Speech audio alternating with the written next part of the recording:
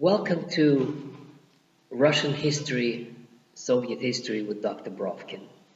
Today, we're going to talk about the Soviet Union under Khrushchev, or the Soviet Union after World War II and the death of Stalin. The main idea here is to try to understand where the Soviet Union was going. How did the leaders of the Soviet Union, including Khrushchev, think what they should accomplish, what they saw as their future? How did they try to define their task in relation to the rest of the world in view of the new situation the Soviet Union found itself after World War II and the victory? I guess what we should start with is trying to define the legacy of Stalinism. Obviously, there was two. One is the fear, the hundreds of thousands of people in the camps. One is the fear of new terror, and that part of Stalinism is sort of dominating the public consciousness. On the other hand, something new has appeared, and that is pride in their country after winning World War II. So in a sense, one could say that the Soviet regime, the communist regime, the Stalinist regime got legitimized because of the victory in World War II and what is called in Russia the Great Patriotic War. Everything seems to have been covered by that huge event. The victims, everything seems to be less urgent. If before the war, in the 1930s, one could speak about a lot of criticism, a lot of resentment, and a lot of fear, and the regime was really not very stable and could assert itself only by terror and domination and propaganda. After World War II, you could say the Soviet people have accepted the communist regime and to a certain extent the Stalinist regime because of this huge victory, epoch-making event in the history of the Russian people. So this is the double legacy of Stalin. You have on the one hand terror and the continuing camps that are going on, the secret police, the barrier, the repression. And on the other hand, you have acceptance of the regime by the people. And in that sense, you have this double track that would continue to haunt the Soviet Union. The repression would continue, but it would change. And then the victory would continue to play its role in the relations with the rest of the world, with Eastern Europe, and with its future policy inside the Soviet Union. One other aspect of the Stalin's legacy is that because of World War II, the Soviet elite, basically most people would support them in this, decided that 1941, the attack on the Soviet Union, should never, ever happen again. In a sense, the Soviets have had a kind of a paranoid fear of the war and of being caught unprepared. And that defines their military policy and their economic policy for decades to come. The Soviet generations after Stalin, and that means Khrushchev and Brezhnev, basically they continued to build the strongest military that they could possibly have, which means that they would continue to build missiles and tanks, thousands of tanks. They would continue to have a huge army, over 1 million people, because they would never want to experience the shock of June 1941. Economic policy, basically, as one economic observer put it, was 1930s multiplied by 100 times. What the Soviets were doing in 1950s and 60s is essentially building more of the same, which means neglect of consumer goods industries and huge emphasis on heavy industry, which means more steel mills, more production of steel, more production of electricity, aluminum plants, electrification of the country, more tanks, more aircraft, more missiles, essentially more of everything, with results that show in the areas where they put their most important effort, the Soviet Union achieved extraordinary results. As you know, 1957, the first Sputnik, which means orbiting the Earth, was launched. And then there were several other successful launches of missiles in space. One of them reached the moon. And finally, in 1961, the first ever man in space, Yuri Gagarin, that showed the advancement of Soviet industry, Soviet engineering, Soviet know-how in missile technology that shocked the Americans into an arms race. The Soviet achievements in space and in industry were made possible by a policy that was put in place by Stalin, but also continued under Khrushchev, which was to promote science, scientific knowledge, and engineering. The Soviet Union actually later became the country of more mathematicians than in the United States. It was a great emphasis on mathematics and on these mathematical colleges and institutes and specialized mathematical schools in big cities. That's a really huge achievement to train the cadres of the Soviet scientists. Stalin's policy was also to remunerate them quite well, and that created a system that the so-called Soviet intelligentsia, or in more precise terms, the personnel, scientific personnel in the institutes and research labs was paying quite well. Not necessarily with money. They would have all kinds of perks. They would have apartments and company cars and access to sanatoria and rest facilities in sanatoria and hotels with guards around closed doors in the Crimea, in the Caucasus. In other words, they had a pretty good, favorable living conditions and pretty serious compensation. Well, for example, I could say from my personal knowledge that the people that I studied with in English school, the parents were one of, among those elite.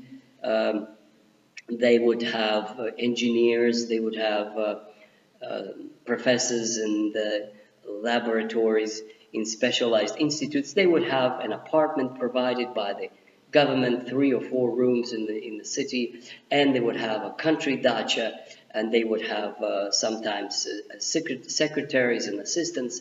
They would have a ticket to specialized sanatoria in the mountains. In other words, their basic needs would be taken care of, and not necessarily by government, by money compensation. But let's get back to politics. Essentially, the economic policy, the engineering elite, all that is very important, but let's get back to the very beginning. And that is Khrushchev's coming to power. Stalin died in early days of March 1953, under mysterious circumstances. Basically, the facts that are known is that he was alone and he had a heart attack and he died, and nobody dared to enter his room, even though somebody may have heard that he needed help. The whole thing is shrouded in mystery, but finally, what we do know is in the very first days after Stalin's death, there was a vicious struggle for power between people around Stalin, which were Politburo members, and the chief of secret police, which was at that time called MGB, which is Ministry of State Security, and that was Comrade Beria, who essentially took power in the first weeks under his own control. And that brings us to the institutional crisis of the Soviet regime of the first month, which could be defined basically as a struggle between the NKVD, or MGB as it was called, the secret police, and the party, the establishment of the party secretariat, the Communist Party Politburo. Most people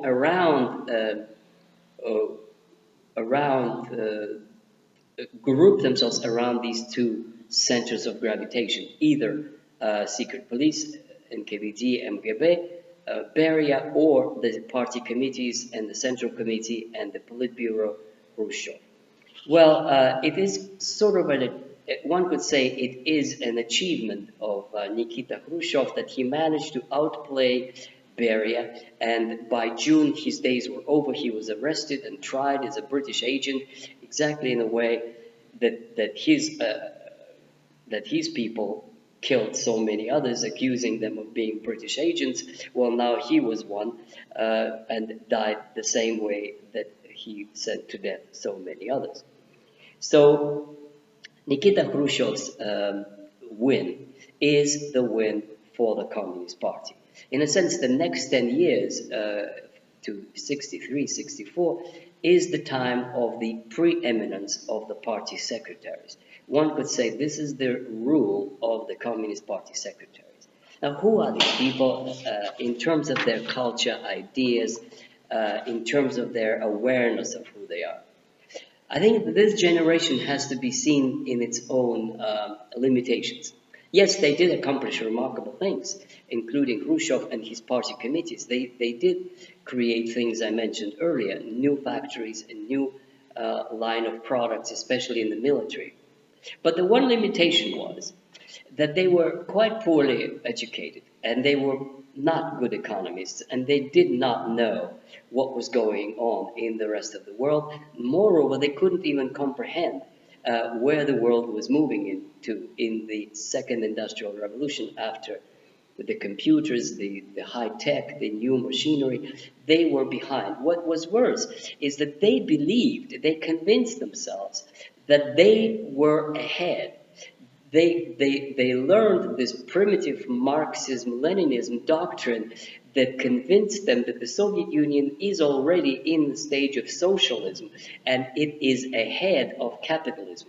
And therefore, it kind of loosened them up. They thought they didn't need to do anything. They were already ahead and the West is going to catch up with them. In fact, the situation was the other way around. As the 1950s progressed, it was increasingly apparent to people who could think that the Soviet Union was not ahead, the Soviet Union was maybe ahead a little bit in rocket building, but in everything else, it was falling behind. And the problem was that the ruling classes, the party secretaries, they still did not understand it. The second problem was the way the Soviet Union, the Soviet Party, the Communist Party was structured after Stalin, is that the most important structure of the Communist Party was to run agriculture. The party secretary's job was to exploit the peasantries and to deliver grain by violence and by essentially medieval primitive system of extraction of grain through the countryside. Now, the problem was this mobilization regime did work in the 1930s to provide resources for industrialization. When they continued to do that in the 1950s, this was suicidal. And that perhaps is one of the reasons why the Soviet Union would later collapse. The Soviet agriculture was stagnant. Plus, on top of it, you have 20 million casualties of World War II. Of those, a huge number are men. In other words, you have a kind of depopulation of the countryside because of the devastation of World War II, but also because of the prior to that collectivization and exile of the kulaks. Soviet agriculture is dying out. Soviet countryside is dying out. In the 1950s and early 60s, you actually have empty villages, but nobody lives there except old women who have nowhere else to go. Some grain is produced in huge collective farms that are run by the state, sovkhoz, but essentially 1950s is the time of decline of Soviet countryside and Soviet peasantry. And in a sense, it's the backbone of the nation of Russia has always been the peasantry. 1950s is decline of that, parallel with the development of cities. So that seems to have been an Achilles heel of the Communist Party, because if it is structured to run the industry and agriculture, and the agriculture is not working, and it's only surviving in power and prestige because of the industry, their reputation seems to be going down among the people, and that would bring serious problem in the 1960s and 70s later on, with the era of apathy. But let's get back to Stalin, to Khrushchev and his way of government. There were many good things, things that are even remembered to the present time, and that is huge housing construction. 1950s saw an immense construction of apartment blocks. They look ugly today. They look very gray, just boxes and boxes and boxes that look the same anywhere you look at in the Soviet Union. Any city, essentially, you look at in the modern outskirts is the same gray blocks of Khrushchev construction. They're derogatively named now Khrushchevki, and they're trying to demolish them now. But in those days, they had a tremendous impact, a positive one, because there was no housing. There was a lot of destruction during World War II. There were other priorities in the 1930s than building apartment blocks. So essentially, you have people that are very grateful that finally you have the emergence of the Soviet lifestyle, which is essentially a huge middle class that all live pretty much the same. They live in these small apartments, 1 or 2 rooms. They're tiny, tiny, minuscule apartments, but still is better than a communal apartment where you have to share your kitchen and bathroom facilities with a bunch of other families. They have apartments, they have free schools, they have free kindergartens. You have what Khrushchev would call the advantages of socialism. And today, there are many people who are sort of nostalgic of this time when everybody was more or less equal, nobody was starving, and then there were, of course, rich people. They were the elite, but they were behind closed doors. Nobody saw those closed sanatoria and resorts in the Black Sea or around Moscow. They were for the party. The party had all the privileges, but it was not visible. What was visible is gray streets with women standing in lines to get food and very few consumer goods and the kind of a gray Soviet existence monitored by the KGB. That is what is associated now with the 1950s and 60s. However, there were some other good things. And one of the greatest achievements, perhaps, of Khrushchev is his compassionate policy towards the victims of Stalin era. What is not known as widely as it should is it was Khrushchev, and it was his personal initiative to disband the Stalinist camps. And a friend of mine, Professor Cohen, wrote a wonderful book about the Soviet returnees. That were hundreds of thousands of them came back from the camps, and many of them were what is called rehabilitated. The term rehabilitated in the Soviet context means they were given back their civil rights. They were given back their stature.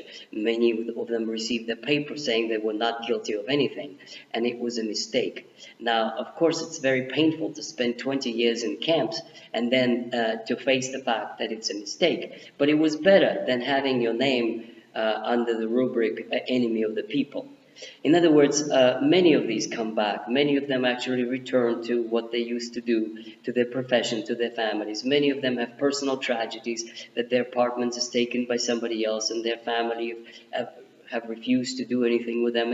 It's an incredible, dramatic story, so well described in Professor Cohen's book.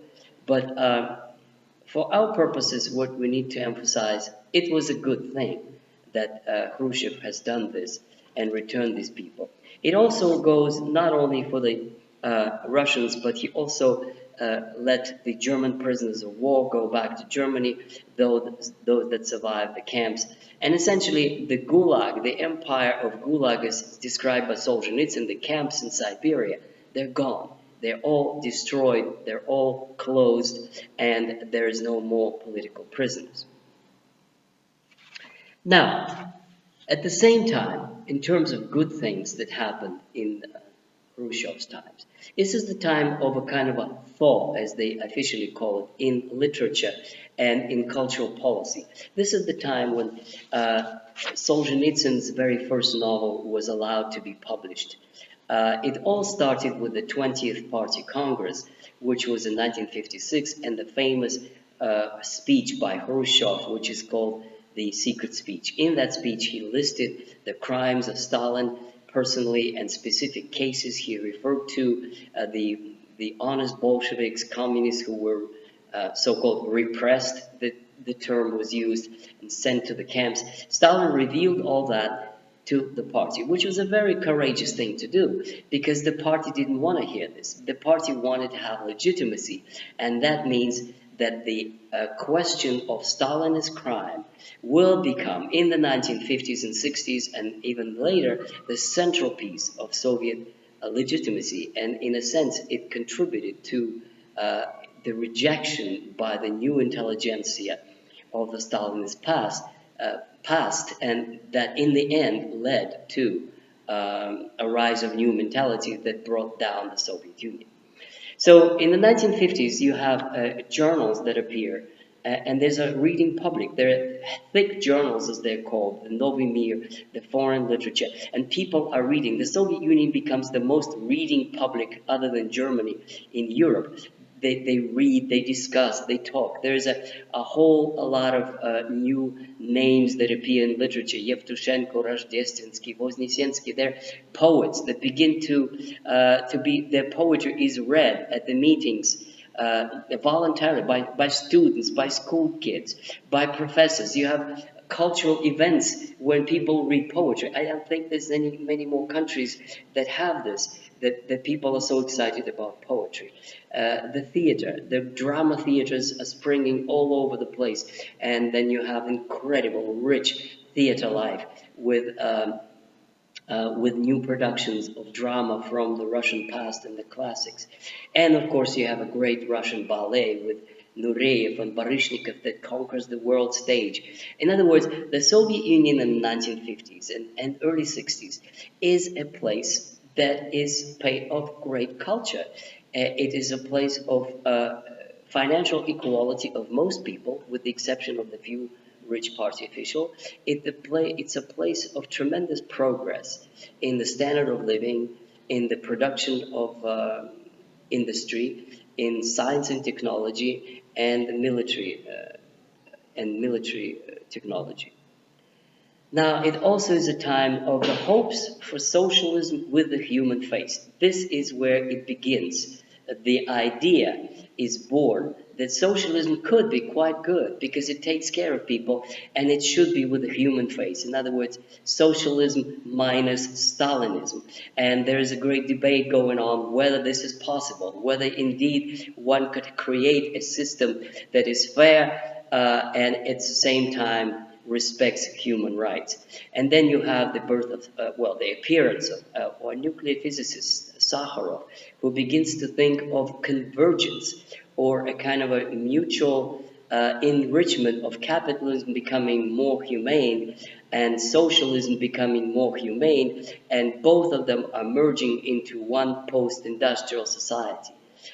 These are the kinds of ideas that are floating around in Khrushchev's time, especially since his foreign policy is peaceful coexistence. And finally, we should say that in 1959, Khrushchev goes to the United States for an official state visit. And he comes back a changed man. He was absolutely fall in love with the United States. He comes back with all kinds of ideas. He's talking of peaceful coexistence. He's talking about introducing corn in Russia and begins to implement it, begins to ask all farmers to switch to corn production. So much he was impressed with these farms in America. He introduced all kinds of things, like ice cream, Eskimo from America, and rent a car, and all kinds of other innovations. And the slogan was put into action: catch up with America, which is interesting because that's a realization that the Soviet Union is kind of behind, and the task is to catch up with America and even go faster than they. In a sense, these are good preconditions for what he had said is a peaceful coexistence, and that defined his 10 years of office. Finally, he was removed because of the Cuban Missile Crisis, but that's a second separate story. But essentially, the conclusion could be drawn that Khrushchev years were good years, that he made a lot of things right. And also, even in the Cuban Missile Crisis, he was, together with Kennedy, the savior of peace. He did strike a compromise that actually cost him heavily, and that is one of the reasons why he was removed from office by the same people who put him there, the Central Committee of the Communist Party. And the reign that was going to continue next is the supreme reign of the Communist Party secretaries that is going to end with the collapse of the Communist Party and collapse of the Soviet Union some years later.